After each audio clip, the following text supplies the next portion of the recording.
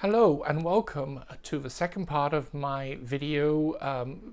Really is a sort of starting point for people getting into classical music, either people who haven't really done it at all or are just beginning to explore.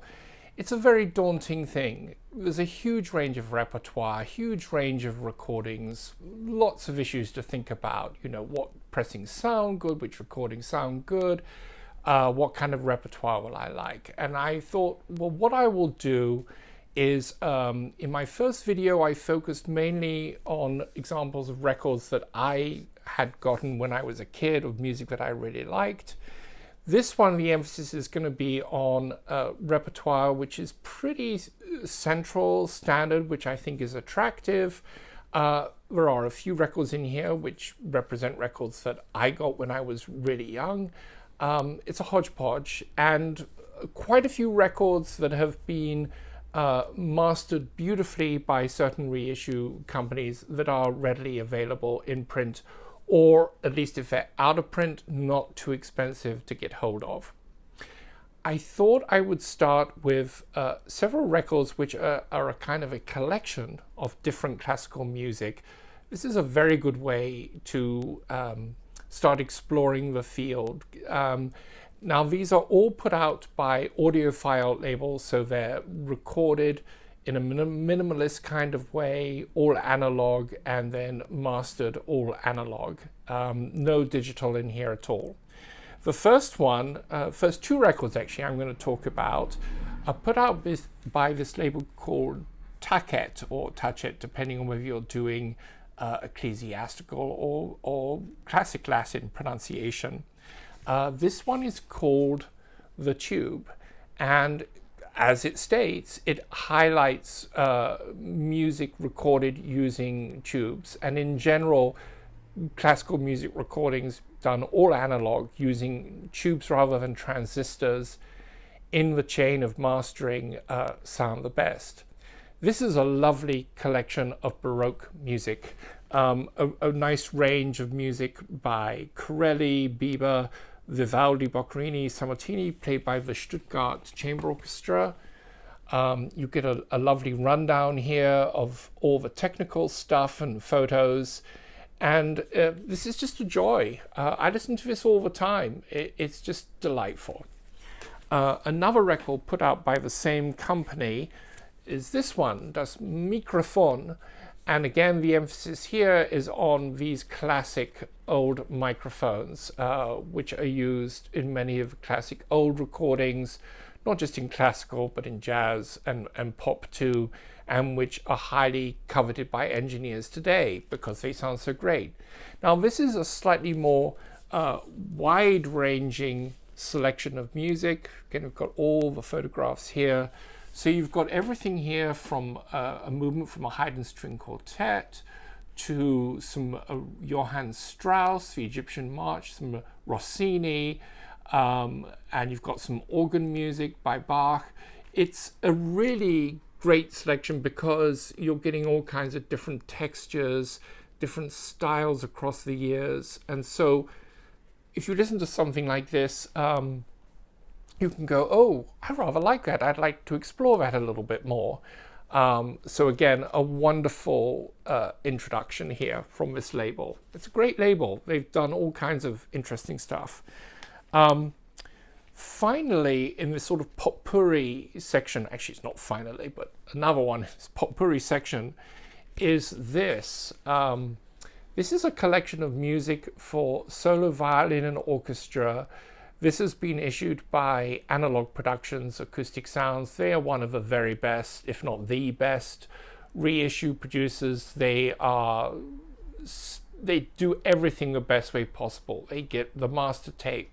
They use all analog mastering. They have their own pressing plant, QRP, beautiful Stoughton tip-on jackets. Nathan Milstein was one of the great violinists of the 20th century. Now, his main name may not be as familiar as people like Jascha Heifetz, but he is absolutely one of my favorites. And he's not as pyrotechnical and just almost insanely perfect as Jascha Heifetz, but there's a great warmth to his playing. This is an absolutely gorgeous record in terms of both sound and the repertoire.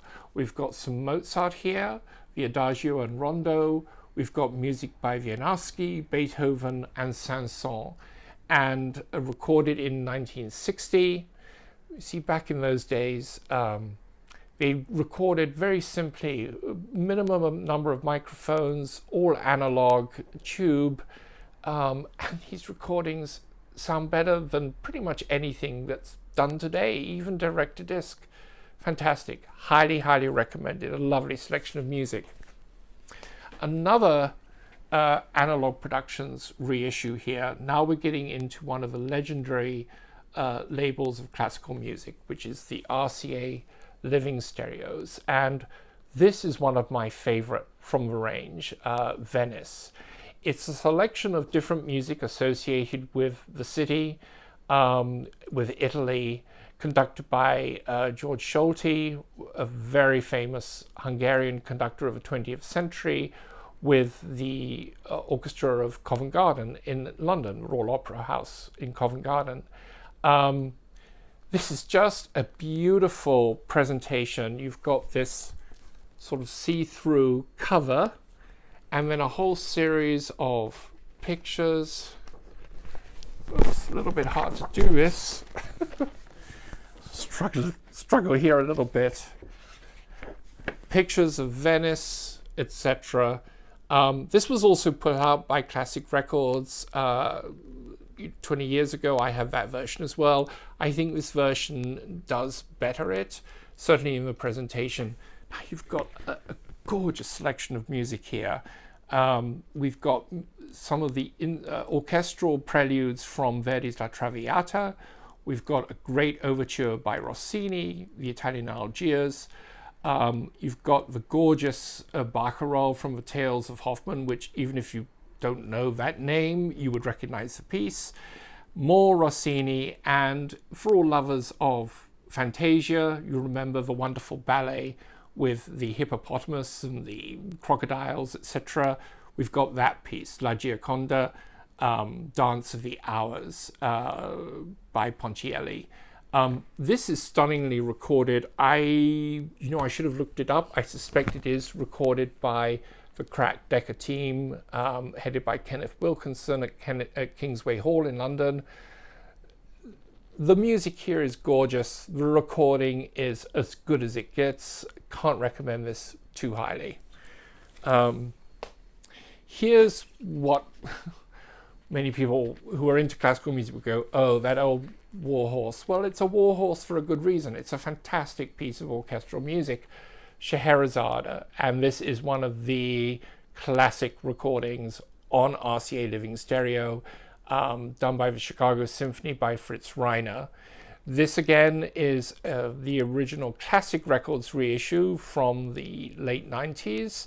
This has also been done by Analog Productions, both at 33 and 45. It's on my to-get list. This is such an exotic, beautiful piece of music, very accessible. Like a lot of classical music that people really relate to, it tells a story. Each movement is a story, a yarn being spun by Princess Scheherazade to make sure that she stays alive, doesn't get her head chopped off. She has to tell a different tale every night to the king, and she succeeds. And each of these movements tells a different story. There are many great recordings of this. This is absolutely one of the best. You'll love it. Now, very early on, I got into opera, and I will be talking about opera in more detail in later videos. But from the beginning, one of my favorites was Bizet's Carmen.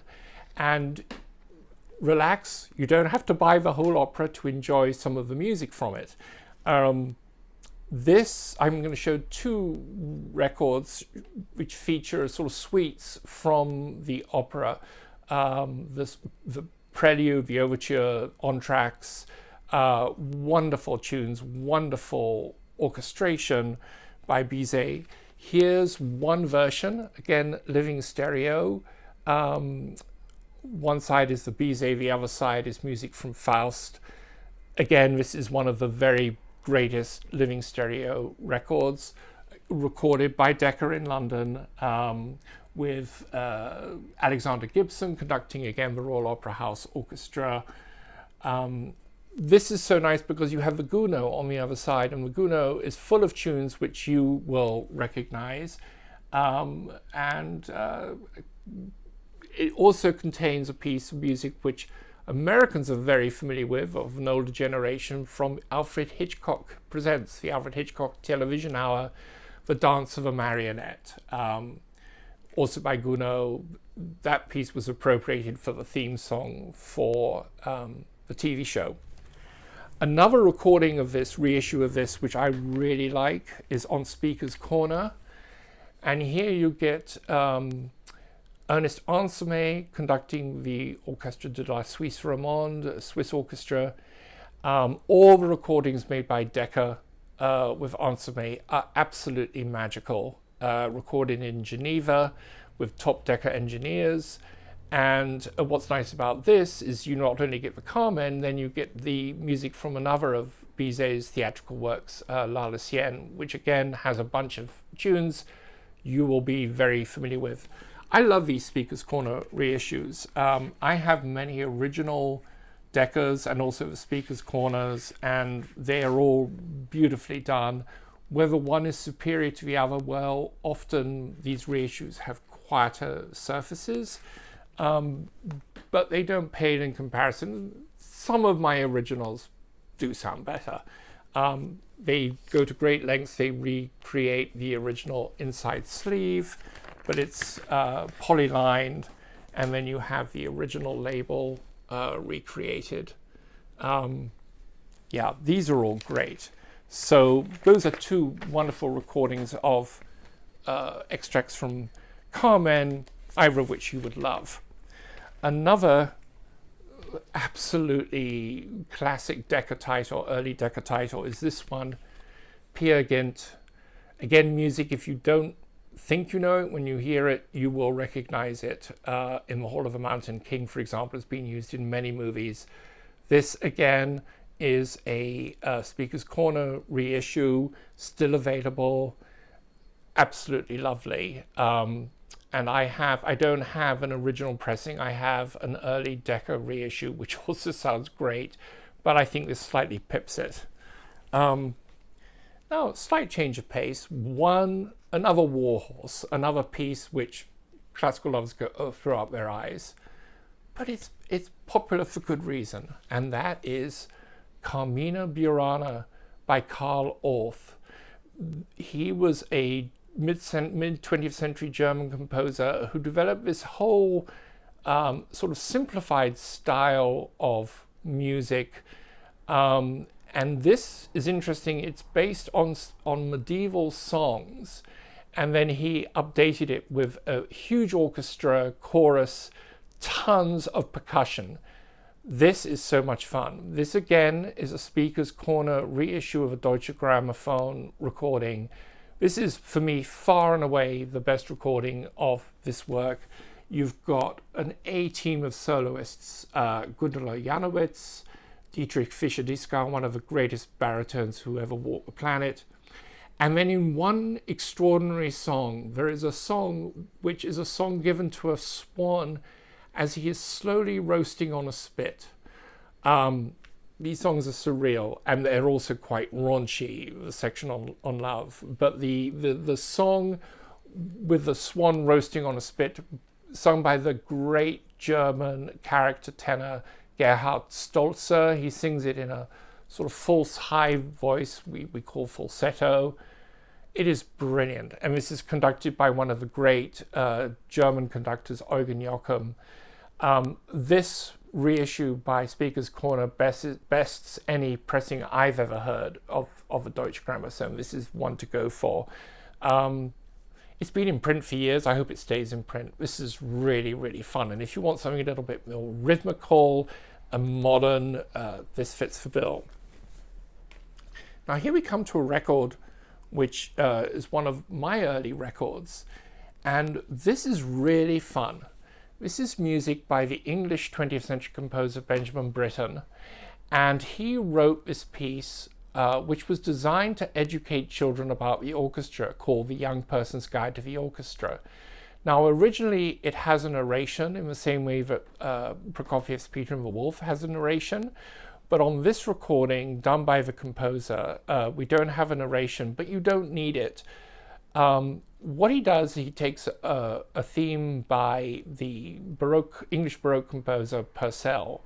He uses that as his main theme, and then he writes a series of variations which take you through each area of the orchestra. You have the strings, the wind, percussion, brass, as a series of variations on this theme, and he even breaks it down into individual instruments.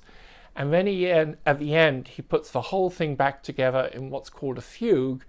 This is a type of very difficult musical composition where basically you have a theme which states and then is stated again by another layer of the orchestra, and then another layer orchestra, while the original layers are developing their own themes in counterpoint to the original theme. It's actually a very difficult musical form to write in. The great master of it was Johann Sebastian Bach, but this is just tremendous. And it's coupled with a gorgeous piece he wrote for string orchestra, which is again a variations on a theme of Frank Bridge. Frank Bridge was his teacher at the Royal College of Music. It's an absolutely stunning piece for string orchestra, and some of the variations in the middle are just utterly delightful. He mimics different musical forms. For example, he has an aria italiana, a bourrée classique, a Viennese waltz, a moto perpetuo that's going very fast, a funeral march, and then again he pulls it all together with a fugue at the end. Now, this is originally, these two recordings came out on earlier records, all tube mastered with different works on the other side. The Young Person's Guide came with his song cycle Serenade, I think, and the other one with Illumination, another song cycle. I have both of those original pressings, and they sound incredible. All the Britten records sound incredible. This is a later pressing done with transistors, but it still sounds awesome. Highly recommended, and you get to learn about the orchestra as you listen to it. So, a very accessible composer, Johann Strauss, the master of the Viennese waltz. Again, if you don't think you know his music, you do. The Blue Danube in particular, famous from its use in 2001: A Space Odyssey. These are actually my original records. I bought these probably when I was about 11. These are recordings made by the Vienna Philharmonic, there's another one, and Willy Boskowski, who at that time was the violinist, the concertmaster, the leader of the orchestra, but he also began to conduct. So the Vienna Philharmonic has the greatest tradition of performing Strauss music in the world, and of course they have their famous New Year's Day concert every year, which is broadcast everywhere. There are some other great recordings of Johann Strauss, but you always come back to these. And I wanted to show these particular records because Decca, you have the original releases. I've got quite a few of these. Here's one of them. There we go. The Vienna Philharmonic. This one is Johann Strauss concert, and you can see the orchestra there posing with Boskowski. Here's another one, Tales from a Vienna Woods. These are early pressings, I think, as I recall. Yeah, with the early Decca label. But the thing is, all these English companies like Decca, EMI, at the time, they would come out in their first editions and sometimes reissues. But then they had wonderful programs for doing budget-priced reissues. And The World Of was one of these. They had The World of Great Classics. Then they would do The World of a particular composer. Then in the light music field, they would do a whole range of these. And the thing is, these sound great and can be found dirt cheap, a fraction of the cost of finding those originals. Any of these Decca, The World Of series are well worth getting, and these two is your perfect introduction to Johann Strauss. Changing gear a little bit, going to earlier music, Baroque music. This is the music of people like Purcell, Handel, Bach. Different kind of sound, different kind of music, but wonderful, easily accessible. And I'm going to tackle a few war horses here, again, for war horses. One of which is Handel, music, the water music, and the music for the royal fireworks. Both works written for grand ceremonial occasions. The water music had the musicians floating down the Thames on a giant barge. Royal fireworks music for a huge display of fireworks. There are so many recordings of this, but this is a great place to start. The Academy of getting to the Academy of Ancient Music in a moment. The Academy of St. Martin in the Fields, directed by Neville Marriner, they became this ubiquitous studio and then live orchestra, performing a huge range of repertoire on the Argo label. And the Argo label was a subsidiary of Decca. And so these are beautifully recorded albums. Now, the whole thing with Baroque music and earlier is that it is, in the last 40 years, there's been a revolution in how this music is performed. People have gone back to playing instruments which are replicas or indeed instruments of the period. For example, with the violins, they string them with gut strings. It gives it an earthier sound. They use a different bow, all of these kinds of things. And so current recordings of Baroque music and earlier can sound very different from earlier recordings. But then you get orchestras like this who have an awareness of the performing traditions of that time, but they play on modern instruments. Not everyone is as keen on the sound of period instruments. I happen to love them, and I'm going to show a couple of recordings in a moment. But if you're not so keen on it, this is a great way to go. Anything recorded by Neville Marriner and the Academy of St. Martin in the Fields is great. Old music, new music, beautifully recorded, good pressings, guaranteed enjoyment. Another recording of this repertoire, a selection from the water music and the fireworks, which I love, again done on modern instruments, is this one by George Szell and the Cleveland Orchestra, one of the legendary combinations of conductor and orchestra. This recording, this version is on the King's Super Analog label, where they've not only remastered it all analog, but also to a degree remixed. There's also a version of this on Speaker's Corner. I think it's now out of print, but there are still copies around. You can also try to get an original Decca if you can find it. I think it was originally Decca. But I love this version, King Super Analog. Now, if you want to go period instruments, I'm going to show a couple of really great options.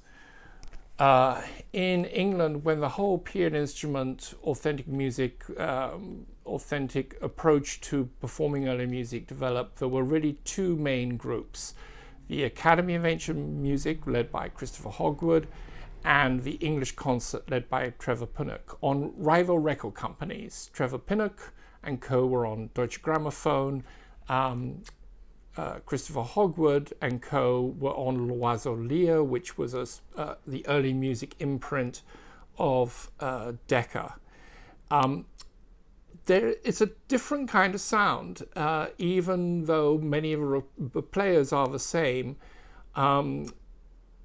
So I'm just going to show a variety of these, and it's very much down to personal taste. Here is the complete water music performed by Trevor Pinnock and co. And you can see lots of notes on the inside, etc. This is early digital on Deutsche Grammophon, but here's the thing. The Deutsche Grammophon early music recordings, which were on their sort of subsidiary label called Archive, which always had this kind of border. Earlier recordings have an even more strict, looks very musicologically dry kind of presentation. They started to get a little bit more lively with these recordings. Even though these are early digital, they sound really good. Many of them are done in the Henry Wood Hall, a great recording venue in London. And I love their recordings. I've sort of recently come back to them, and they're just tremendous. And I think this is my favorite version of the water music, and it's all the music, 3 suites, not just a selection of the most famous ones on previous records you've seen. I think this is my favorite, and the sound is great. So there we go, there's Trevor Pinnock. There is also a recording by Christopher Hogwood. Hogwood was a great Handel specialist. His recording of Messiah is my absolute favorite. I actually worked with Chris Hogwood quite a bit when I was producing music programming for NPR back in the 80s. He was the principal conductor at that time of the Handel and Haydn Society in Boston, the oldest continually performing music group in America. More on Chris Hogwood in a moment. Well, here we go. Here is his recording of the Four Seasons with the Academy of Ancient Music. He does a rather nice thing here of usually Four Seasons, it's one soloist, but here he uses 4 different soloists from his band. It's great. Like I say, it's a different kind of sound. Some people prefer. I like both of them, to be honest. But I have a special fondness for this. I mean, I was picking up all these records as they came out, as well as a lot of the Trevor Pinnocks. And I heard these people live. And one of his violinists, John Holloway, I actually studied with him at a summer school. When I was performing music in my teens, a classical musician, I really got into early music, and there was a wonderful summer school in Bath where John Holloway was teaching one summer, and I went to that, and it was absolutely marvelous. Another great version of Four Seasons here by Trevor Pinnock, with this rather beautiful, shiny cover. Again, this you can find in used record stores for next to nothing. It'll be in great condition. All these classical records in general in used stores are in great condition. It's a different kind of performance, but this one I think came out first, and it was a huge hit. They sold so many copies because I think it was the first recording on Peered instruments, and people just loved the sound. The violinist is Simon Standage, who plays on all the Trevor Pinnock records, and this is just fabulous. There you can see both of them there. Trevor Pinnock is still performing and recording today. Chris Hogwood, alas, he died a few years ago. Huge loss in the classical music world. And before we leave Christopher Hogwood completely, I just wanted to bring out this sampler. Again, a wonderful way to just sample a bunch of different music of the Baroque period. You've got some of the big hits here. You've got the Parker Bell Canon, you've got the Gluck, Dance of the Furies and Dance of the Blessed Spirits. You've got the Arrival of the Queen of Sheba by Handel, and you've got a couple of pieces from the water music. This is a fantastic collection. Again, beautifully recorded by the Decca team. All of these records also, they come with extensive notes. and session photographs, etc. Really fun. Okay, so we're wending our way towards the end here, and I thought I'd pick out some piano music. When you're buying classical, one of the sort of benchmarks for knowing if a recording is good is the piano sound. Piano is really difficult to record.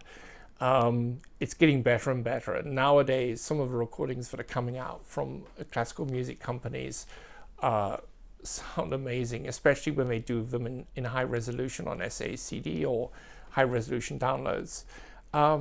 When you're talking piano, one of the most popular composers, of course, is Chopin.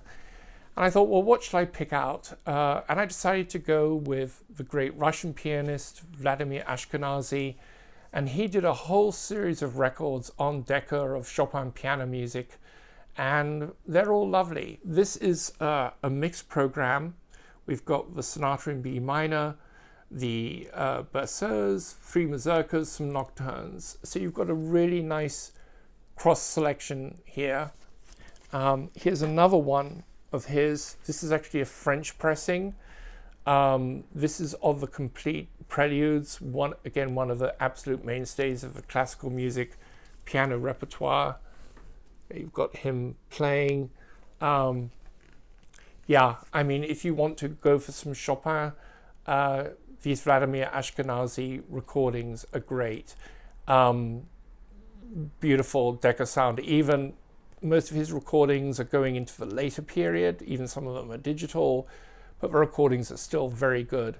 Now, Deutsche Grammophon has so many great pianists on its label, but unfortunately, the Deutsche Grammophon recorded piano sound is not one of their strong points. So, with a few exceptions, you just have to accept that you're not going to have the greatest piano sound. It tends to be a little bit tinny sounding.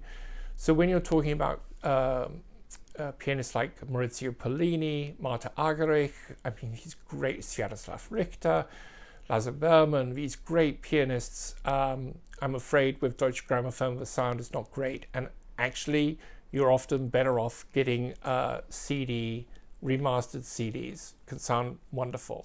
I also wanted to mention a piano recording that came out a couple of years ago. This is an extraordinary recording by a new young pianist called Vikingur Olafsson. I hope I've got that right. Either Vikingur or Vikingur Olafsson. I don't have this on vinyl.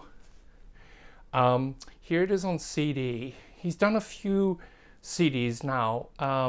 They're all available on vinyl as well. This one of solo piano music by Bach is it's just beyond. It's exquisite. The combination of the choices he's made, how he plays, this is just one of the greatest piano recordings I've heard in years, and he's going to have a huge future. A couple of records I would recommend. He did a record of studies by Philip Glass, if your taste runs to modern music, and that record has kind of converted me to Philip Glass's piano music. And more recently, he did a wonderful combination of piano music of 2 French composers, Debussy and Rameau from the Baroque period. Like I said, I don't have it on vinyl. You can get it on vinyl, this Bach disc. And Bach is kind of the ultimate test for any pianist. If they can play Bach this beautifully, they can play anything. Highly, highly recommended. Getting close to the end now, I thought I'd pick out one of the great pieces of chamber music, the Trout Quintet. And this is one of the great recordings of this, recorded by members of the Vienna Octet. So that included Willy Boskowski, who we know from earlier with the Johann Strauss records, and the great pianist Clifford Curzon. This is a gorgeous record, lovely performance, lovely recording. This is an early Decca pressing. Now, this was reissued by Speaker's Corner, and until recently, it was still available. I couldn't find it immediately on the main sites of Elusive Disc and Acoustic Sounds, but you might be able to pick up a second-hand copy or a later reissue. The movement, which has a theme and variations, is one that you will instantly recognize. This is a lovely record. Also, some of the later Decca reissues would be worth picking up. They're much cheaper and they often sound almost as good as these original pressings. Getting very close to the end now. Got 2 more records to show, including this one up here. This is a recent Speaker's Corner reissue of a program, old Debussy program conducted by the great Leonard Bernstein and the New York Philharmonic. This originally appeared on CBS. Here's the thing with CBS. Fantastic artists, fantastic repertoire, and until recently, the records we thought, oh, well, recording's not so great. But in recent years, Speaker's Corner and a couple of other labels like Impex have started to do audiophile, all analog remasterings and repressings of these CBS recordings, and they sound wonderful. So it's one of those things. They just didn't take care with the pressing of the records. I will also say that in recent years, CBS has been doing wonderful remasterings on CD of the CBS catalog. You can get a lot of the Bernstein. They've just recently issued his 9 Beethoven symphonies. There's the Mahler symphonies. You can actually get on CD, SACD, and actually vinyl from digital, but it sounds fantastic. I'll be featuring that later in a later video. But this is a beautiful program. If you like the sort of French impressionistic music, this is beautifully done. You've got The Afternoon of a Faun, which is in many ways the beginnings of 20th century music. It's Debussy going in a direction that no one had gone before. It's not as cataclysmic as The Rite of Spring of Stravinsky some years later, but this is an incredibly important piece of music, dreamy, impressionistic. You've also got a couple of movements from the Nocturnes, and then you've got a piece which isn't recorded so often and isn't so well known, which is the Jeu, games, the poem Dansé. This, I think, may have just gone out of print from Speaker's Corner, but you probably can find it at a reasonable price. Highly, highly recommended. And I thought we'd go out on a bang. And this is a record which you might find hard to get, but you do a little digging, you might be able to find it. And we're back to film music. This is Zubin Mehta conducting the LA Phil in music from Star Wars and Close Encounters of the Third Kind. For years, this has been an absolute stalwart audiophile recording, either on the original Decca pressings or this version on King's Super Analog, which again sounds amazing. Hard to find, worth finding. There is another recording of suites from these 2 scores, which I adore, by Charles Gerhardt and the National Philharmonic Orchestra on RCA. I will be covering that in a later video. But if you want some big bang for the buck and put your system through its paces, this is a great recording, recorded at UCLA's Royce Hall. All the recordings done by Zubin Mehta for Decca, London, are fantastic, highly recommended. So I hope this has given you some ideas on records to begin your classical music collection. Like I said at the beginning of the first video, it's very much a case of just going with what you like, and it's a question of just exposing yourself. So a great way to do that is to listen to some of the radio stations that I mentioned in the first video, and I'll put the links below on this one as well. That's a great way to start to know the repertoire. And then beyond that, you just have to kind of dive into it. In later videos, I will go into more detail about which labels are good to collect, which versions on which labels are good to collect, the reissue labels.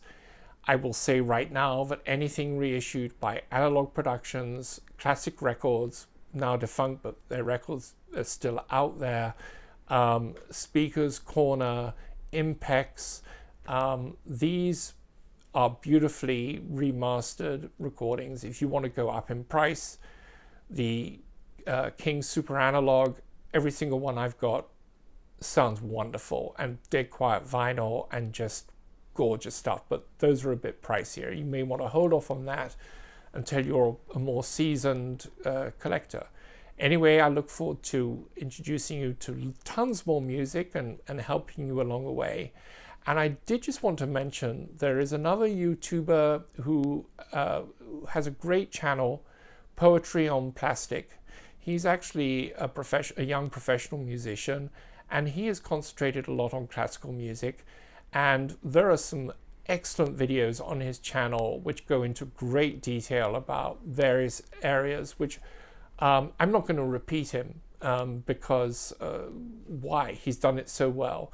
But I'll also put a link to his channel below, and he's got some wonderful information and recommendations. I've discovered a couple of things from his channel, which is saying something, because I've been collecting since I was 10, which was not yesterday. Anyway, many thanks for watching. Look forward to seeing you soon. Bye.